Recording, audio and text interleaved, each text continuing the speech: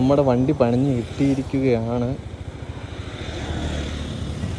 A to Z പണി full complete ചെയ്തു. Okay, അപ്പം നമ്മുടെ വണ്ടിയുടെ ആഫ്റ്റർ റോഡ് എല്ലാ പണിയും കഴിഞ്ഞു. അപ്പം നമ്മുടെ വണ്ടി ഫ്രീ ആയിരിക്കുകയാണ്. ഇനി നമുക്ക് കഥയിലോട്ട് തുടങ്ങാം. ഇപ്പം നമ്മുടെ വണ്ടി നമ്മൾ കൊടുത്തതെന്ന് പറഞ്ഞാൽ നമ്മുടെ വണ്ടി 34 സംതിങ് ആയി നമ്മുടെ വണ്ടി കിലോമീറ്റർ.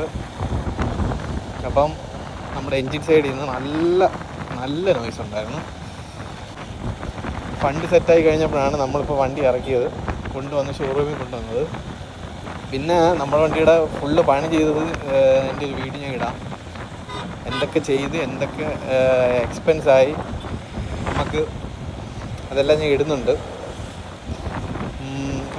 അങ്ങനെ നമ്മളെ ഫുള്ള് നോയ്സായിരുന്നു. അതാണ് ഞാൻ ഇവിടെ കൊണ്ടുപോയി. അതുകൊണ്ട് തന്നെ ഞാൻ വണ്ടി എടുക്കാഞ്ഞത്. ടൈമിംഗ് ചെയിൻ്റെ ആണോ എന്ന് എനിക്ക് അറിഞ്ഞൂടായിരുന്നു. പിന്നെ ഇവിടെ കൊണ്ട് ചെക്ക് ചെയ്തപ്പോഴും അവർ പറഞ്ഞത് ടൈമിംഗ് ചെയിൻ്റെ. അതുകൊണ്ടാണ് വണ്ടിക്ക് ഇത്രയും നോയ്സ് ഒന്ന് സിഗ്നൽ വേണം. അപ്പോൾ നമുക്കിവിടെ നിൽക്കാനേ പറ്റും. ഇതിനപ്പുറം പോയി കഴിഞ്ഞാൽ പെറ്റിയാണ് ഗൈസ്.